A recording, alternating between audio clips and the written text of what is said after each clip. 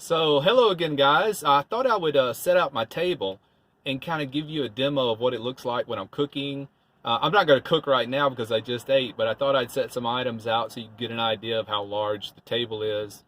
I am going to make some coffee here in a minute though. So I've got my stove out, a pot on there, and my coffee and creamer. I even stuck a can of Campbell's soup out there for some reason. I don't know why. And I wanted to put this tray out here and show you right now, until I get this table covered with countertop material. I got to keep everything on this, and I use these as plates anyway. A baking sheet. I talked shortly about this in a previous video, but see how large this is? It works great for a tray table. So I keep that covered just so things don't splash out on the wood, you know, to control bacteria.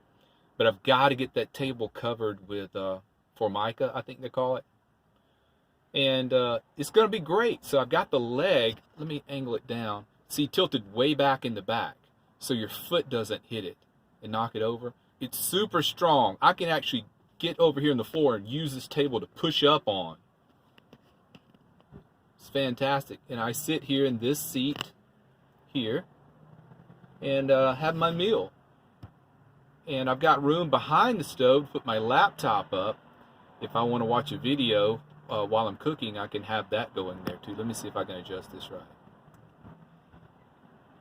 This is fantastic.